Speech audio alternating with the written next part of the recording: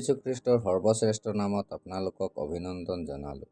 পবিত্ৰ বাইবেলত মথিয়ে লিখা শুভবাৰ্তা 5 অধ্যায় 39 পদত আমি এইদৰে পঢ়িবলৈ পাওঁ। কিন্তু মই তোমালোকক কওঁ, তোমালোকে দুষ্ট লোকসকলৰ প্ৰতিৰোধ নকৰিবা, বৰং কোনোৱে যদি তোমাৰ সোঁকালত চৰ মাৰে, তেনেহলে তেওঁলৈ আনখন গালো পাতি দিবা। চকুৰ সলনি চকু আৰু দাঁতৰ সলনি দাঁত, এইটো সংসাৰৰ ৰীতি হয়। এইটো দণ্ডও হয় আৰু দণ্ডৰ সীমাও হয়, অৰ্থাৎ কোনো দণ্ডই অপৰাধৰ ওপৰ হ'ব নোৱাৰে। কিন্তু প্ৰভু যীশু খ্ৰীষ্ট নিৰ্দোষী নিষ্কলংক হৈও সম্পূৰ্ণ মনুষ্য জাতিৰ পাপৰ বোজা নিজৰ ওপৰত ল'লে আৰু সকলো মনুষ্য জাতিৰ পাপৰ দণ্ড ক্ৰুচত সহিলে।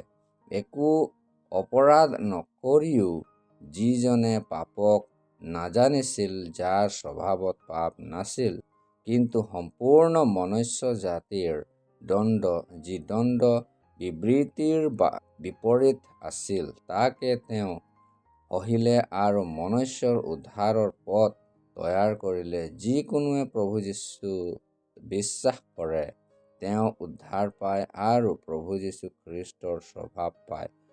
প্ৰভুৱে ক'লে, মই তোমাক স্বৰূপকৈ কওঁ, তুমি দুষ্টৰ প্ৰতিৰোধ নকৰিবা, কিন্তু কোনোৱে যদি তোমাৰ সোঁকালত চৰ মাৰে, তেনেহলে তেওঁলৈ আনখন গালো পাতি দিবা। ইয়াৰ অৰ্থ এইটো যে তোমাৰ অভিযুক্তজনক ক্ষমা কৰা, যেনেকৈ প্ৰভু যীশুৱে নিজৰ তাড়নাকাৰীসকলক ক্ষমা কৰিলে। পাপীসকলক যি সকলে তেওঁত বিশ্বাস কৰিলে তেওঁলোকক ক্ষমা কৰিলে, তেনেকৈ আপুনিও আপোনাৰ উদ্ধাৰৰ যোগেদি কৰিব পাৰিব। তাৰ বাবে ঈশ্বৰলৈ আমাৰ প্ৰাৰ্থনা আছে।